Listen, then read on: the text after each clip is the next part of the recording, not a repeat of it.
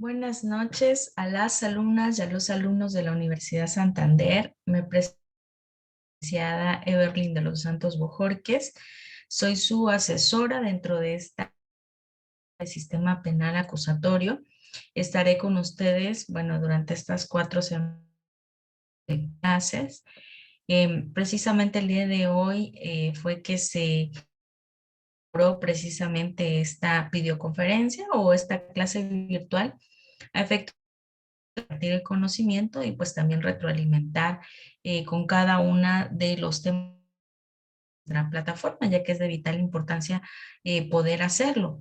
Es importante lo siguiente, dentro de este sistema penal acusatorio, ustedes saben a través de lo que es esta reforma que hubo precisamente en el año 2008, donde México cambia de un sistema inquisitivo a un oral, que es el que tenemos actualmente.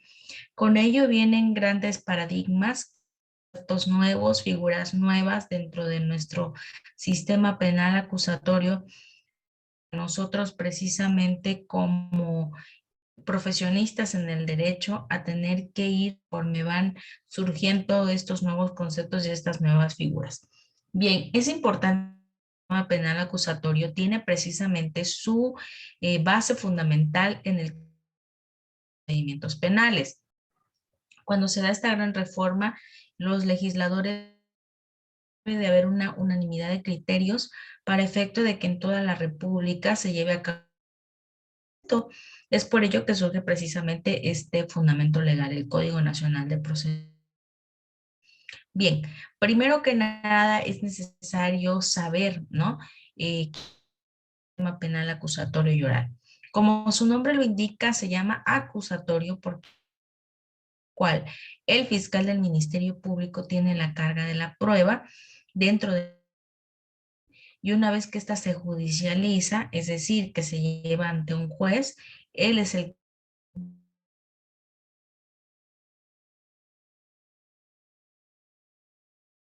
digámoslo así, ¿no? A esto le llamamos acusatorio porque es a través del cual el Ministerio Público acusa. Se llama también oral porque este es uno de los principios que tiene y porque además obliga a todos los operadores del sistema a tener que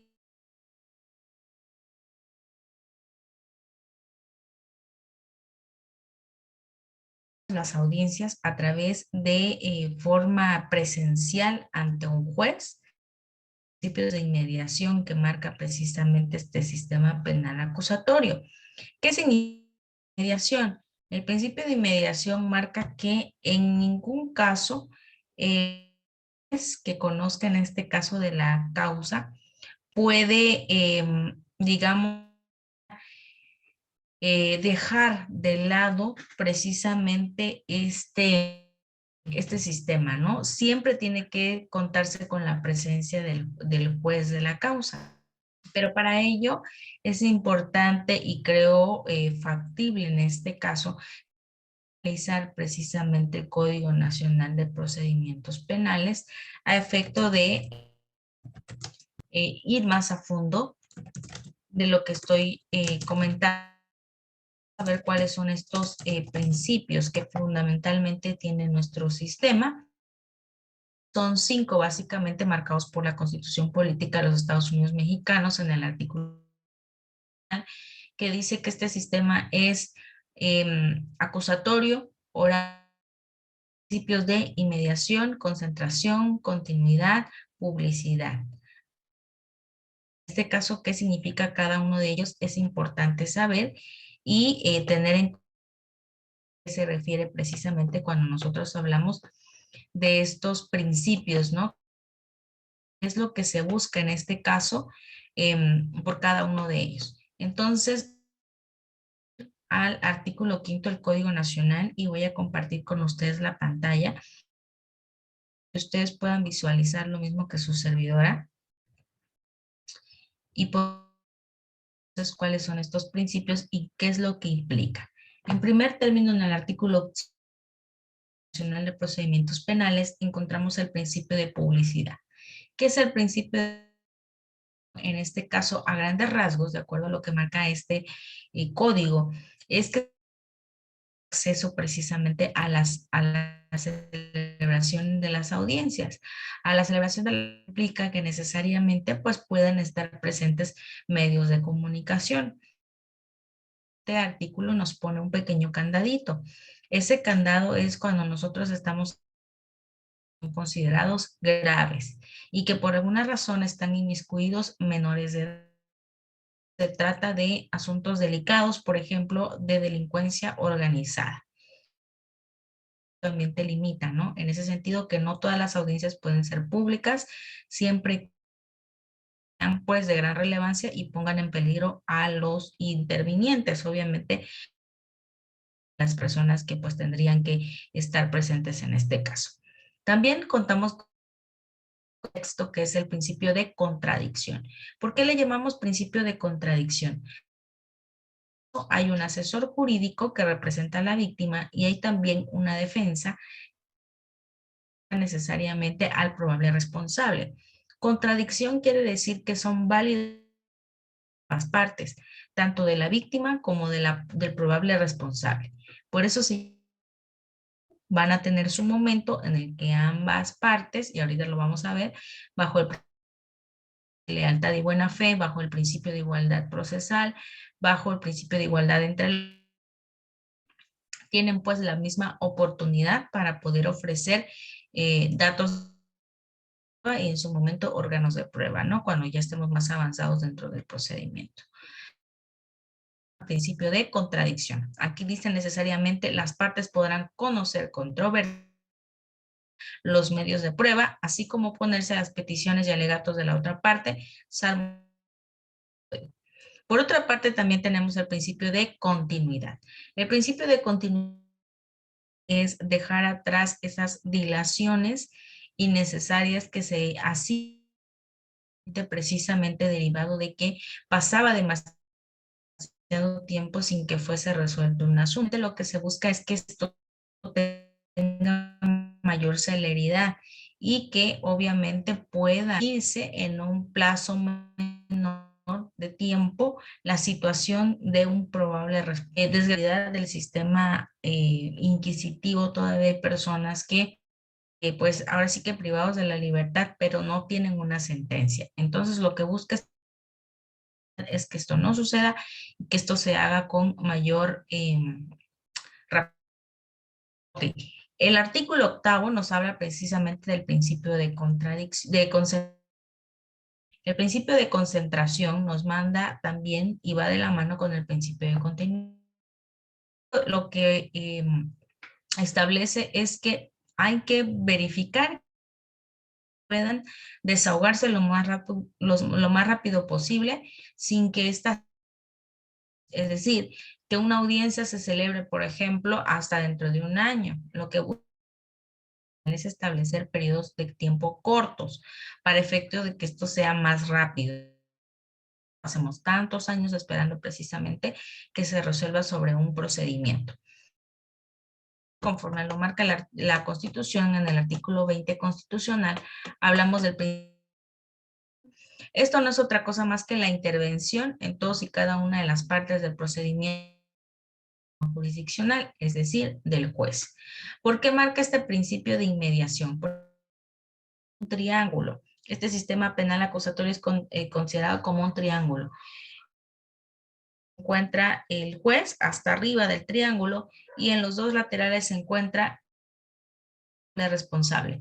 Entonces, este principio de inmediación lo que busca es que el juez sea activa en todas y cada una de estas etapas del procedimiento. Anteriormente hacía así, el juez se iba y dejaba a cargo a su secretario de acuerdos. Obliga a estar presente, a escuchar y percibir mediante sus 5 sentidos precisamente en cada etapa del procedimiento. A esto le llamamos principio de inmediato. Que les decía hace rato, estos dos artículos, artículo 10 y artículo 11. El artículo 10 dice principio de igualdad ante la ley. Esto quiere decir que todos somos iguales ante la alguna, hombres y mujeres. Acuérdense que el artículo primero constitucional dice discriminación de ninguna índole para nosotros como mexicanos y también para los extranjeros. En este caso, el artículo 10 dice: todas las personas que intervengan en el procedimiento penal recibirán y tendrán las mismas oportunidades de sostener la acusación o la defensa. Obviamente, de sujeto procesal que seamos, ya sea víctima o ya sea como probable responsable. Permitirá discriminación motivada por origen étnico, nacional, género, edad, discapacidad social, condición de salud, religión, opinión, preferencia sexual, estado civil, contra la dignidad humana y tenga por objeto anular o menoscabar los derechos y las libertades de las. Obviamente también es obligación de todas las autoridades dentro del ámbito de sus facultades y atribuciones de velar porque se lleve a cabo todo el procedimiento bajo el principio de igualdad ante la ley. Y el principio de igualdad entre las partes. Este quiere decir que se garantiza a igualdad y pleno estricto ejercicio de los derechos previstos en la, no solamente en la Constitución, sino en los tratados y en las leyes de los que México forme parte. Uno de los principios más importantes dentro de este sistema penal acusatorio es el debido proceso. El debido proceso implica que todos tienen que ser conforme a la ley, no pueden ser distintos. Esto también encuentra el artículo 16 constitucional, donde nos habla del derecho y en este caso, ¿no?, de la certeza jurídica. Precisamente este artículo 2 de ese debido proceso, es decir, nadie puede ser juzgado sino por un órgano previamente establecido, pero que no sea solamente para ese caso, sino que sea general. ¿Ok? Y finalmente, dentro de los principios, hay dos. Artículo 13 del Código Nacional de Procedimientos Penales. Habla de este gran principio de inocencia. ¿Qué significa este principio de presunción de inocencia? Una disculpa. Este principio de presunción de inocencia trae como consecuencia que ninguna persona pueda ser considerado culpable hasta que no se lleve a cabo la investigación. El Ministerio Público pues pueda tener una certeza plena que se está acusando de manera correcta. Anteriormente en el sistema inquisitivo, desgraciadamente, lo que hacían era al último. Lo primero que hacían era meter a la cárcel a la persona y después investigaciones. Actualmente se supone que la teoría marca que primero de realizar la investigación, tener todos los elementos para poder acusar y posteriormente judicializar el expediente. ¿Qué significa judicializar el expediente? Es decir, acudir al órgano jurisdiccional con el juez para decir qué es lo que se está pidiendo y acusando. Y finalmente el artículo 14 habla del principio de prohibición de doble enjuiciamiento, es decir, ninguna juzgada dos veces por el mismo delito. Es decir, si una persona es de violación y ya tiene una sentencia condenatoria respecto a una víctima no puede haber otro juicio, se tiene que resolver en un solo juicio. A diferencia que por víctimas de violación del mismo responsable, entonces cada una de las víctimas también derecho de poder, pues en este momento, eh, precisamente a la justicia. Y aquí creo también interesante decirles a ustedes en el artículo 105 del Código Nacional de Procedimientos Penales. Aquí en este habla precisamente de los sujetos del procedimiento penal, es decir, quiénes son en este procedimiento en el sistema penal acusatorio. En primer término, en la fracción primera, víctima u ofendido. Ustedes saben que la víctima u ofendido también es conocido con el nombre de es la persona en la que recae directamente el daño causado, ya sea física, psicológica o bien en sus propiedades. A esto le llamamos víctima. ¿Ok? En segundo, la segunda fracción hace referencia a este nuevo que surge en este sistema penal, que es el asesor jurídico. El asesor jurídico que tiene que ser abogado con cédula profesional y título de abogado con conocimientos del sistema penal acusatorio, necesariamente representa precisamente los intereses de la víctima. Este asesor jurídico tiene que estar presente también durante todo el procedimiento. Es importante poder hacer esta mención de que el asesor jurídico tiene que estar presente también. La tercera fracción hace referencia al imputado, que es la persona que es considerada el sujeto activo del acto, es decir, el delito, ¿no? En sentido, pues, burdo, es decir, la persona que, pues, comete. En cuarto tenemos el defensor. El defensor, al igual que el asesor jurídico, licenciado en Derecho, con cédula y título profesional, con conocimientos en el sistema, pero este es el abogado del imputado, es decir, de la otra parte.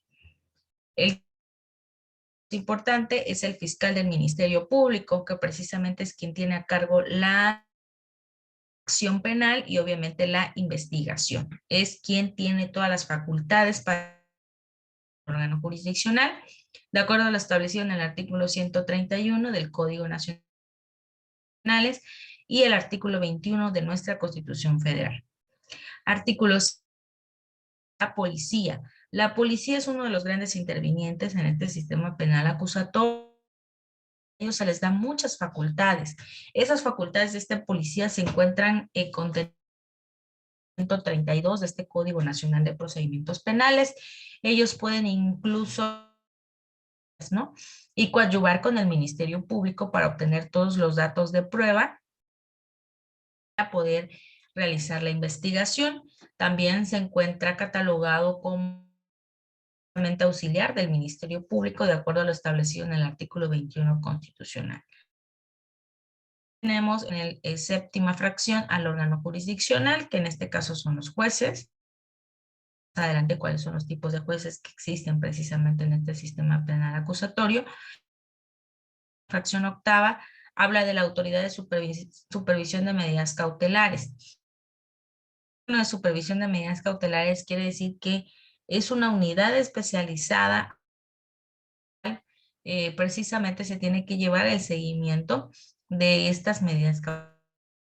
Es decir, cómo pueden estas fungir, ¿no? Cómo pueden, digamos, cumplir con estas medidas cautelares que se le está imponiendo al probable responsable. Pueden ser desde firma periódica, pago de una fianza, hasta pues la libertad. Eso ya tendrá que quedar necesariamente a criterio jurisdiccional cuando resuelva sobre la situación de la persona imputada. Y finalmente, 5 abajo dice, los sujetos del procedimiento tendrán la calidad de parte en los procedimientos que serán el imputado, el defensor, el Ministerio Público, la víctima o ofendido y jurídico. Entonces, esto es a grandes rasgos lo que quería yo decirles de cuáles son estas partes que forman este sistema penal acusatorio, porque las nuevas figuras que vienen, ¿no? A diferencia del sistema inquisitivo, había este acceso verdadero a la justicia y pues obviamente en segundo término. Actualmente lo que se busca, por el contrario, es 100% de tener acceso a la víctima con todas estas, digamos, estos derechos, ¿no?, a los que él tiene y que obviamente tiene necesariamente que accionar el Ministerio Público para que estos sean realmente efectivos. Entonces, quiero nada más compartir con ustedes para hablar a grandes rasgos de cuáles son precisamente etapas y cuáles son también las fases de este acusatorio y oral. En primer término, nosotros conocemos como audiencia inicial. La audiencia inicial es a través del cual el fiscal del Ministerio Público nota al probable responsable lo que se está investigando. Que se le dice necesariamente a esta persona cuál es la investigación en este caso, qué delito se está persiguiendo y por qué se está haciendo. Entonces, voy a compartir con ustedes la pantalla. Una disculpa por los comerciales de publicidad que pudiéramos encontrar. No lo controla su servidora. Entonces, déjenme acceder. Y voy a ir pausando para poder ir comentando lo más importante. Voy a silenciar el comercial.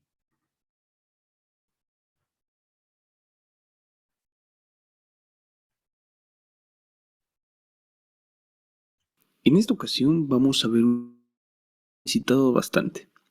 En este video te voy a explicar el proceso del juicio oral en materia penal de audiencia inicial. Así que, comenzamos. Pues bien, el proceso penal ha venido desarrollando cambios relevantes, desde lo que era un como inquisitorial a comenzar a desarrollarse procesos de oralidad en las hasta llegar al actual Código Nacional de Procedimientos Penales. Este proceso con sus etapas y procesos bien definidos, en los cuales un abogado debe de conocer el proceso para que sus alegaciones sean tomadas en cuenta, ya que aún dentro existen fases mismas que si no es el momento oportuno para realizar alegaciones de esta situación, no serán tomadas en cuenta e incluso puede ser apercibido. En el caso de los defensores, incluso puedes llegar a ser revocado por desconocer el proceso penal jurisdiccionalmente hablando. Comienza con la audiencia inicial es aquella en la que el Ministerio Público solicita la vinculación. Sin embargo, es resumir mucho lo que sucede en esta audiencia. Existen dos hipótesis inicial. Una es por detención en flagrancia o bien cuando existe detención en flagrancia se determina el control de la detención. Se determina si la detención se realizó de forma correcta y sin violaciones a los derechos del imputado. Es importante que sepas, en el caso de que seas defensor, que cuando se encuentra a debate de la detención, no debes introducir hechos relacionados al fondo del asunto. La audiencia inicial únicamente se trata sobre la detención. En el caso de que la ilegal, podrá decretar la libertad del detenido sin entrar al estudio de la probable comisión. Ahora bien, la segunda hipótesis de comparecencia a una audiencia inicial, en la que una vez que un delito se haya investigado por denuncia o querella, se tengan antes para determinar la posible comisión de un delito por parte del citado. Cuando la audiencia no se determina control de detención por ser innecesaria. La siguiente función de la imputación. En esta fase, el Ministerio Público deberá exponer al imputado que se le atribuye la calificación jurídica preliminar, la fecha de su comisión, la forma de intervención que haya tenido en el mismo, así como el nombre de su que, a consideración del juez de control, sea necesaria reservar su identidad. Y el defensor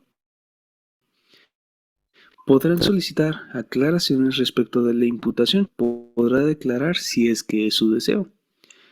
Como defensor, en esta fase de la audiencia deberás determinar y argumentar si el Ministerio Público realmente cuenta con pruebas de la probable participación de tu cliente. Posteriormente, el juez de control, una vez que el imputado entienda los hechos y delitos que se le imputan, le preguntará si su decisión jurídica sea resuelta en ese momento o si requiere que sea determinada en 72 horas. Ahora bien, es importante saber en qué momento es útil solicitar esto.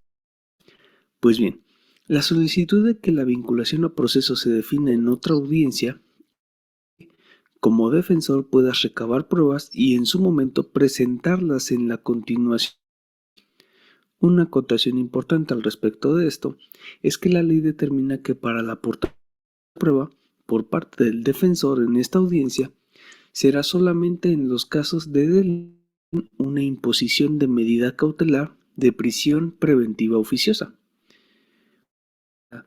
que se defina la situación jurídica del detenido en ese momento o se dé la continuidad inicial, el juez de control determinará si se concede el auto.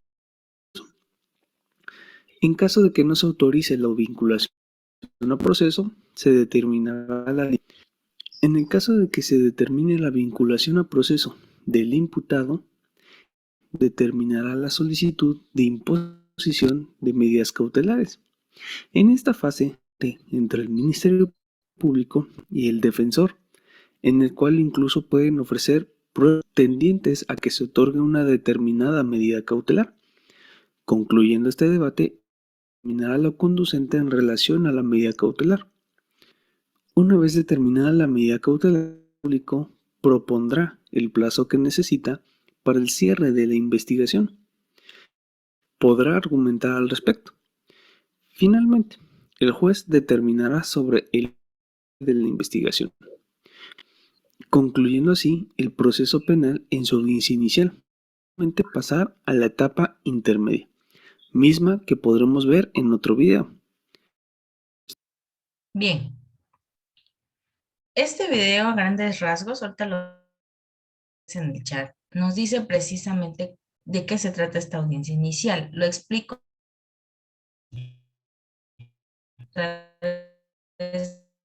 del cual se cita a ambas partes, tanto a la víctima en el probable responsable, si es un delito que no es grave.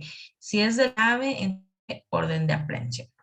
Bien, una vez que se citó precisamente a las partes para llevar a cabo la audiencia, en esta audiencia el Ministerio Público le hace saber al probable responsable, comparto con ustedes en el chat la liga del video, a efecto de que obviamente pues pueda saber también el investigado cuál es la probable responsabilidad que se le está atribuyendo. Él también tendrá derecho a defenderse al igual que la víctima, ¿no? Obviamente a través de su defensor y la víctima a través del asesor jurídico. Entonces, en esta primera audiencia inicial es a través del cual se abre precisamente todo este canal de este procedimiento y esta investigación. Ahí se le dice qué delito es, contra quién se cometió, cuál es el fundamento legal, es decir, en qué ley está precisamente. Y en este caso se solicita también lo que se llama medida cautelar. La medida cautelar, como lo decíamos al inicio, no es otra cosa más que necesariamente aquella medida que va a solicitar el Ministerio Público que se le imponga, a efecto de que en determinado momento esta persona pueda presentarse a las posteriores audiencias. Es decir, que no se tenga, pues ahora sí que la zozobra de decir que esta persona se va a fugar y que ya no se va a presentar durante las demás audiencias. A esto se le llama precisamente audiencia inicial. ¿Ok? Esta es la primera etapa de este sistema penal acusatorio. Muchas veces estamos un poco confundidos porque pues nos suena muy directo, ¿no? Dice, es que es juicio oral. No, juicio oral es una de las partes del procedimiento, pero el procedimiento no es solamente el juicio oral. Está la audiencia inicial, la audiencia intermedia y obviamente la etapa de juicio oral, que al final de cuentas es la última, ¿no? Que se lleva a cabo en este caso y que es a través de la cual el juez precisamente resuelve sobre si una persona es culpable o es declarada inocente, ¿no? Pero en este caso no es necesariamente decir, es que este es un juicio oral. No, está dividido en tres etapas, como les digo, audiencia inicial, etapa intermedia y el juicio oral. ¿Ok? Bien, en este caso también me gustaría compartir obviamente con ustedes el hecho de decir precisamente de qué se trata esta etapa intermedia, que en este caso es la segunda fase de este gran procedimiento. Pues bien, esta segunda fase de la etapa intermedia es a través de la cual se discuten los medios de prueba con los que cuentan ambas partes, tanto en este caso el imputado como la víctima. Es decir, cómo yo acredito mi inocencia y cómo la víctima pues puede acreditar que se está llevando a cabo la comisión de un delito. Entonces, sí es muy importante que nosotros podamos tener en consideración también que esta etapa intermedia es precisamente única y exclusivamente con todas las investigaciones que ya se hicieron para efecto de decir, estos son las personas que yo voy a presentar al juicio y que me van a servir a mí para que en determinado momento yo pueda precisamente ¿cómo llamarlo? Pueda yo comprobar mi inocencia, ¿no? Entonces, ahorita también comparto con ustedes, en este caso, la pantalla respecto a la audiencia intermedia. Nada más denme un segundo para efecto de compartir con ustedes. Un segundo nada más, por favor, para que lo podamos visualizar y también se pueda comentar la etapa intermedia.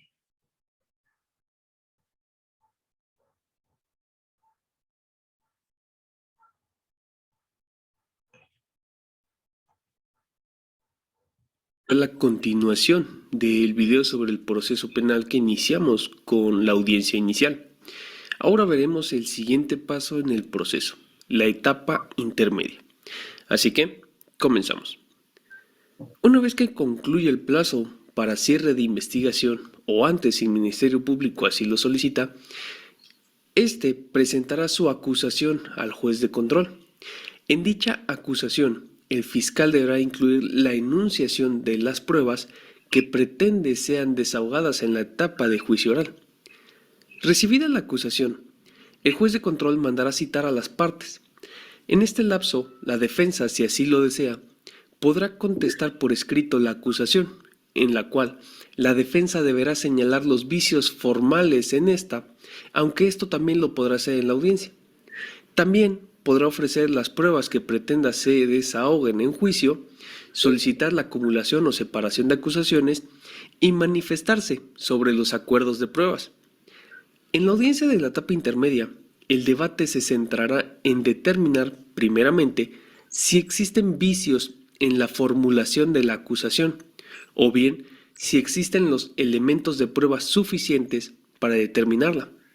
Asimismo, en esta etapa, la defensa es donde solicitará la exclusión de aquellas pruebas que se hayan obtenido en violación a derechos humanos, o bien se pueda presumir que la cadena de custodia no fue respetada. Al respecto, si les gustaría un video explicando la cadena de custodia, déjenme en los comentarios. En esta etapa también se realizan los acuerdos probatorios, que en cierta medida su nombre implicaría que la Fiscalía y la defensa negocian las pruebas. Sin embargo, esto no es así. Lo que se acuerda entre las partes es respecto de aquellos hechos que al no existir un debate sobre los mismos, no es necesario el desahogo de pruebas al respecto. Esto es muy importante que se tenga cuidado de qué hechos se consideran excluidos de material probatorio, ya que puede implicar que si un hecho se liga con otro, la parte que tenga esa ventaja en el proceso ve reducida su carga probatoria.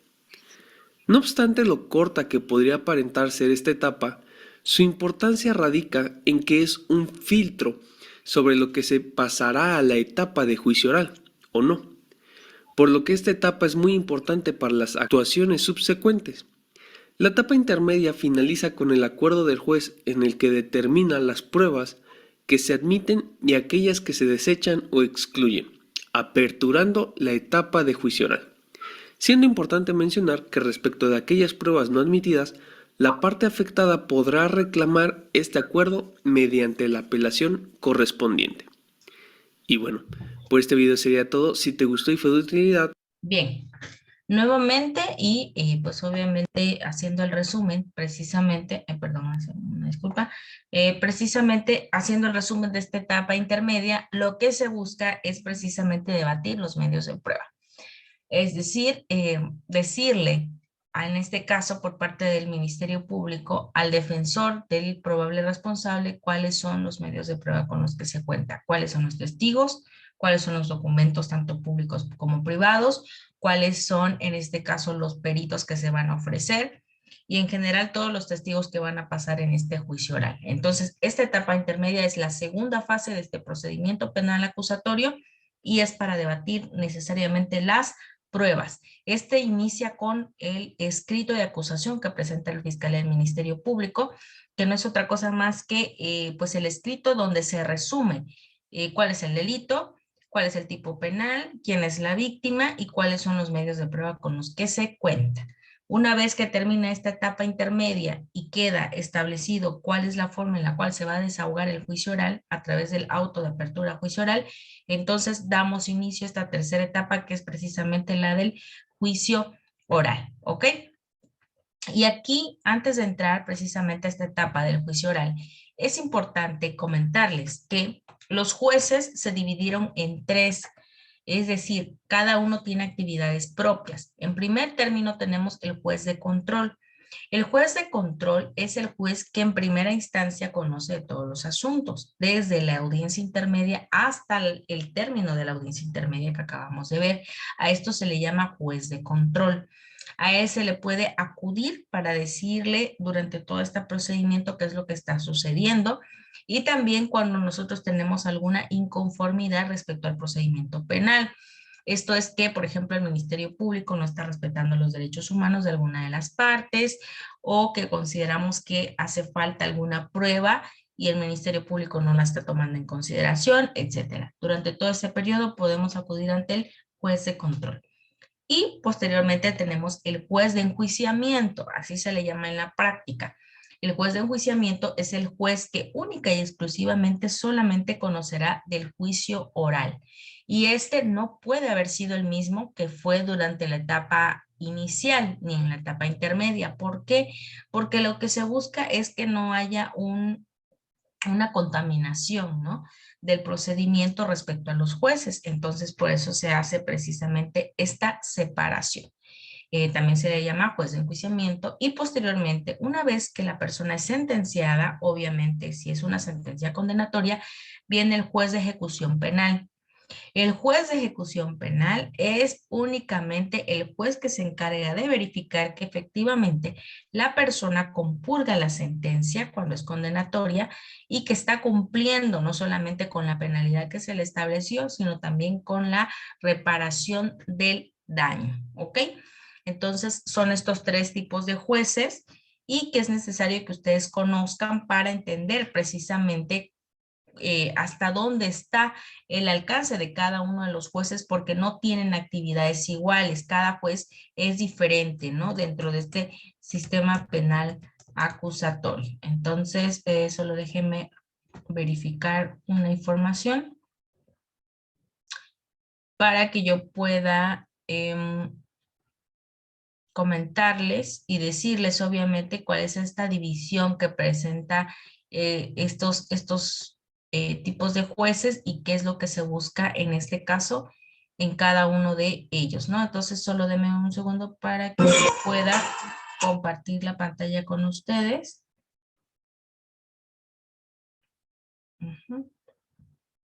Y pues también lo podamos discutir.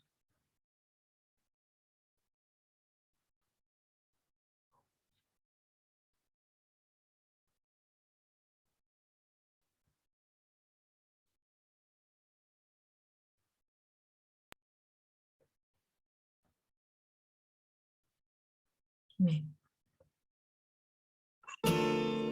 Hey, ¿cómo estás? Bienvenido a un nuevo video en donde hablaremos sobre los distintos tipos de jueces que existen en el sistema de justicia penal de México, pues aunque parezca fácil, suele haber confusiones sobre su participación en el proceso, así como su función. Sin más preámbulo, ¡Ey! Espera. Antes de adentrarnos a estos temas, debes saber que México ha evolucionado de un sistema penal totalmente escrito a uno mayormente oral y adversarial, es decir, con una mayor eficacia para debatir. Quisiera haber muerto. ¡Está mintiendo! Señor Burns, quiere relatar con sus propias palabras lo que realmente sucedió el día del accidente. Esta transición, producto de la reforma del 18 de junio del 2008, provocó un cambio radical en todos los aspectos del proceso penal, ya que este se dividió en tres grandes etapas, una inicial, una intermedia y una de juicio.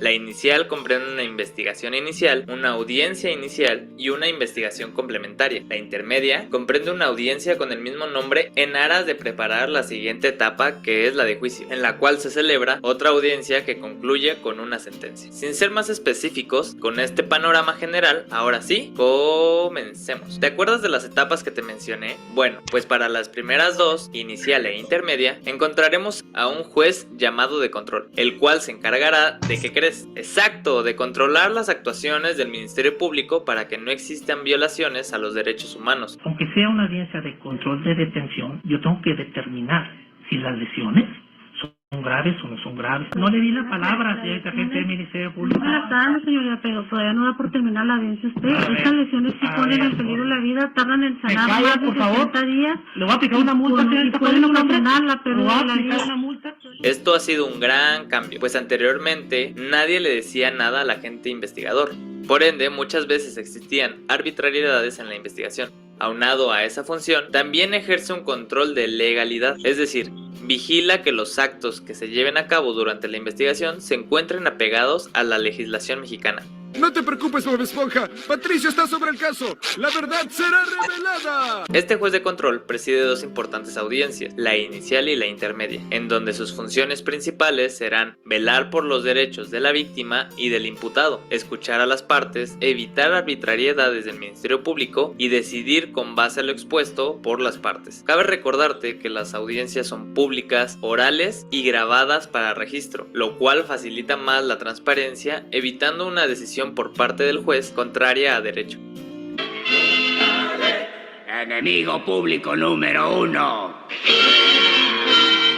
Hoy se te juzga por los crímenes que has cometido. Demostraré que eres culpable. Defiéndete si puedes.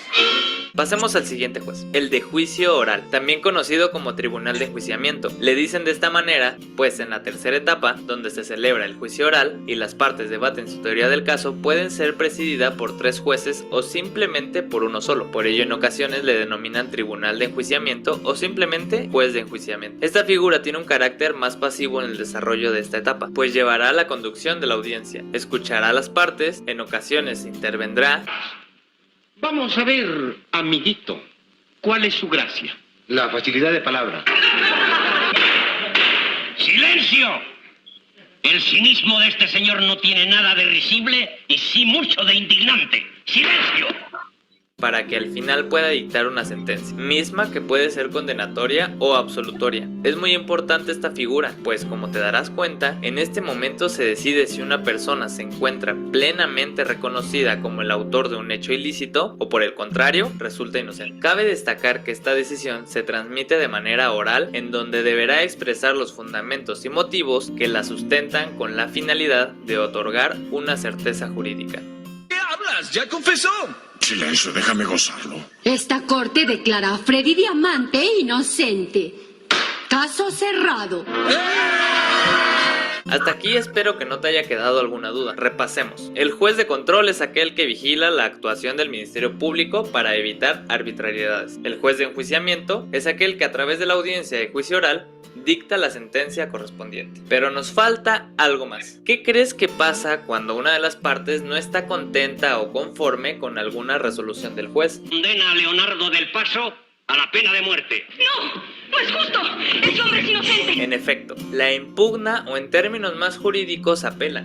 ¿Y quién crees que conoce de esta apelación? Exacto, un tribunal de alzada o de apelación, el cual está integrado por 3 magistrados quienes son los encargados de resolver las inconformidades tanto de la víctima como del imputado. Estas 3 figuras que acabas de ver, el Código Nacional de Procedimientos Penales le denomina órgano jurisdiccional y es el encargado de desplegar funciones jurisdiccionales y de tutela en protección a los derechos humanos de las personas. Espero que te haya servido esta información.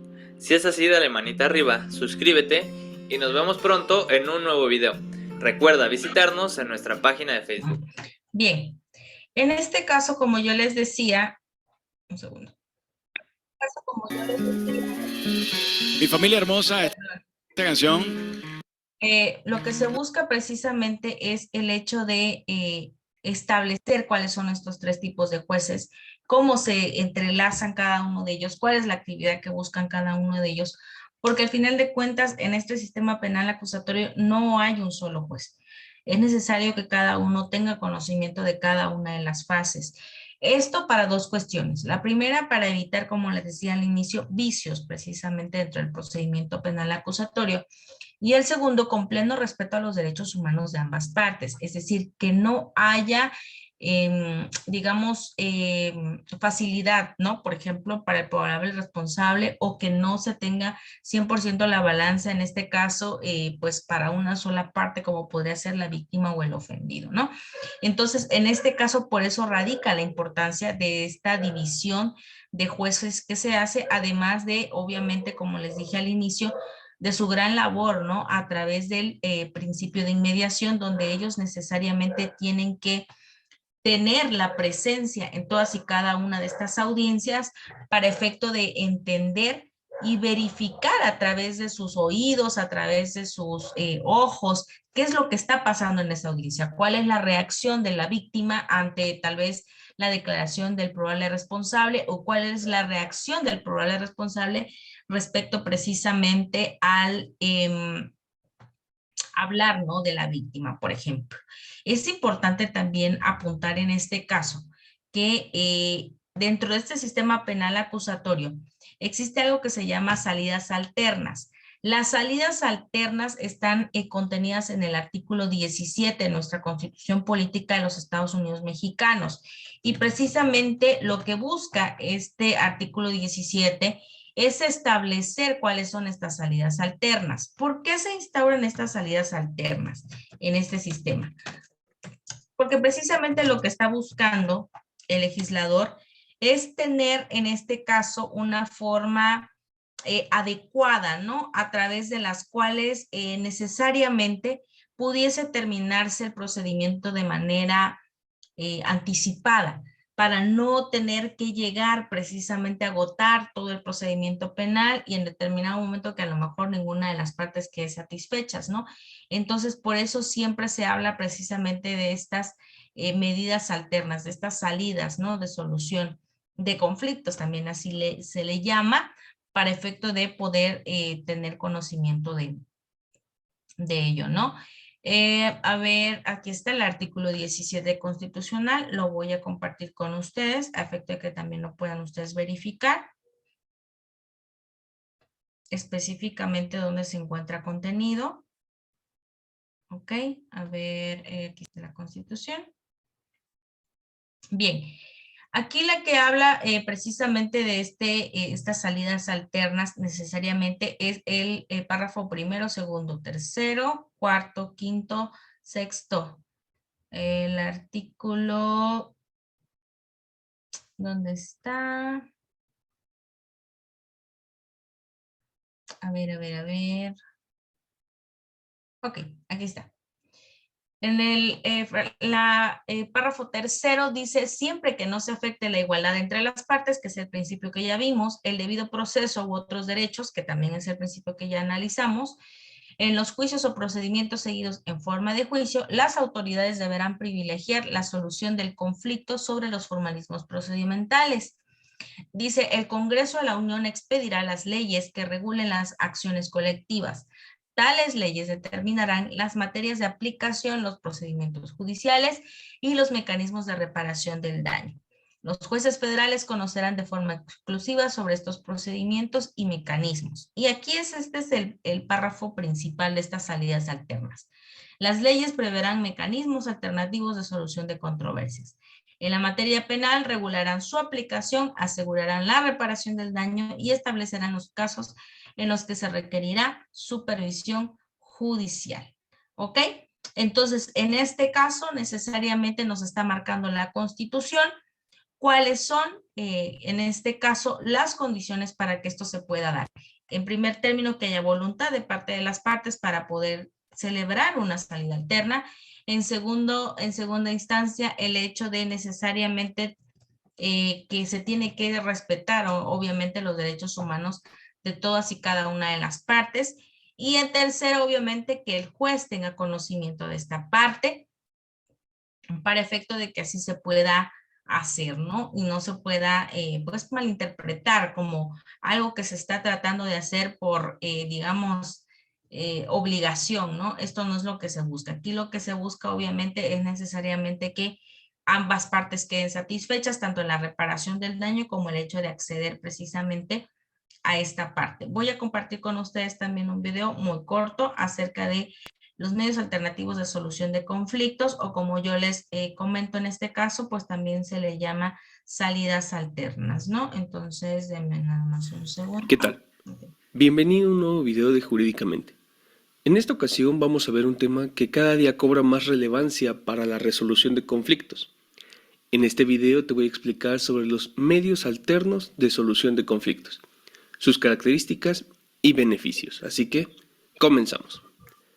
La solución de conflictos en algunas ramas, como la laboral, tienen un proceso previo conciliatorio, y en materias como la penal y la familiar se tienen centros de justicia alternativa que pueden ser auxiliares para la resolución de conflictos menores.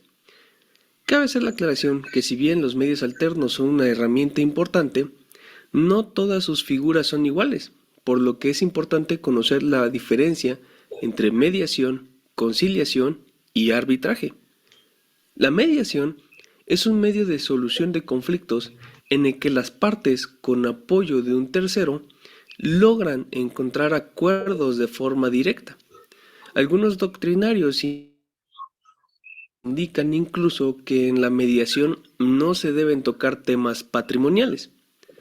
La conciliación, por otra parte, también interviene un tercero para avenir a las partes. Sin embargo, en la conciliación, el conciliador realizará propuestas que las partes pueden analizar si se adhieren a dichas propuestas o no. Es decir, existe una intervención más activa del tercero. Finalmente, el arbitraje implica que las partes involucradas en el conflicto dejan la decisión de su resolución a cargo del tercero. El arbitraje puede ser proporcionado por entes de carácter público. Sin embargo, también existe el arbitraje privado. Al respecto, en algunos contratos se puede especificar un proceso de índole arbitral. Sin embargo, esto es un tema que podemos ver más a fondo en otro video. Déjame en los comentarios si te interesa el tema de la cláusula arbitral. Okay, Una vez falta. que conocemos las diferencias entre cada tipo de medio alterno de solución de conflictos, debemos saber los beneficios que conllevan. Primero que nada, es una solución más pronta del conflicto. Estos medios aportan una celeridad en la resolución de los problemas planteados. Por otra parte, también se tiene una verdadera solución al conflicto. Es decir, en un proceso judicial las partes siempre tendrán la sensación de que alguien ganó y alguien perdió el juicio. Por lo que un punto medio entre estos dos sentidos conlleva un sentido de verdadera solución al problema planteado.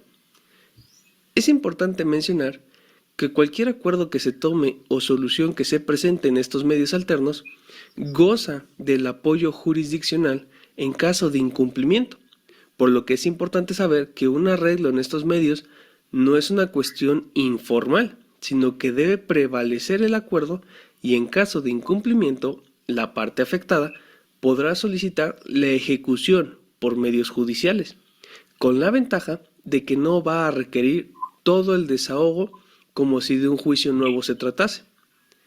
Y bueno, bien, por este video sería todo. Entonces, a grandes rasgos, ustedes saben que estamos hablando de mediación, conciliación y arbitraje. Como lo dice en este caso el video, estas salidas alternas tienen sus propias características. Obviamente las tres tienen en común que necesitan la voluntad de las partes. Tiene que haber un interviniente, en este caso un mediador o una persona tercera, que sea imparcial, que sea neutral, que no tenga ninguna preferencia respecto a ninguna de las partes, ¿no? Segundo, obviamente lo que busca es una reparación del daño integral. La reparación del daño integral en este caso es necesariamente que la víctima quede satisfecha. Cuando hablamos de reparación integral, no quiere decir que me van a dar dinero a cambio de que yo renuncie al procedimiento, no. Muchas veces las personas equivocadamente por ignorancia así lo conocemos, ¿no? Así lo entendemos. Es que me están dando dinero porque no quieren que yo siga con el procedimiento. No. La reparación del daño es un derecho al que todos tenemos derecho a acceder cuando estamos siendo víctimas o ofendidas de un delito. Tanto es así que el Código Nacional de Procedimientos también lo prevé, ¿no? Hay un artículo en específico que habla precisamente sobre la reparación del daño. Es parte también de este sistema penal acusatorio como parte de lo que se persigue precisamente dentro de este sistema penal, ¿no? Entonces, no es nada más decir, pues es que lo que se quiere es que se le dé dinero para que ya ellos se puedan olvidar precisamente de esta parte. No, esta reparación del daño tiene que especificar en qué tiempo se va a hacer, cómo se va a hacer, cuáles son las condiciones para que esto se haga, obviamente, y para que al final de cuentas, pues se pueda tener un acceso a la justicia 100% garantizado, que es precisamente dentro de este sistema penal acusatorio lo que se busca. Voy a compartir con ustedes el artículo donde se encuentra precisamente en el Código Nacional de Procedimientos Penales, a efecto de que ustedes también lo puedan tener. Artículo 213. ¿Cuál es el objeto de esta investigación? Y aquí vamos a ver que precisamente está previsto como tal. La investigación tendrá por objeto que el Ministerio Público reúna indicios para el esclarecimiento de los hechos y en su caso los datos de prueba para sustentar el ejercicio de la acción penal, la acusación contra el imputado y la reparación del daño. Como pueden ver aquí, precisamente la reparación del daño es uno de los objetivos precisamente de la investigación. No es algo inventado, no es algo que se esté buscando simplemente por dejar el procedimiento a un lado y que la víctima pues se sienta satisfecha porque le están pagando un dinero. No, es simple y sencillamente nada más para efecto de que puedan tener acceso a esta reparación del daño. Y en la Ley General de Víctimas, que es una de las grandes leyes que precisamente se tienen a través de este gran cambio que se dio en el sistema penal acusatorio, viene específicamente cuáles son esas formas de la reparación del daño. ¿Ok? Bueno, desgraciadamente pues no hubo nadie conectado en esta clase, pero pues esto va a quedar grabado en la plataforma. Nada más para recordarles obviamente que es importante seguir avanzando precisamente dentro de las actividades que marca nuestra plataforma a efecto de pues evitar dilaciones, ¿no? Obviamente al momento de pues digamos terminar precisamente esta asignatura.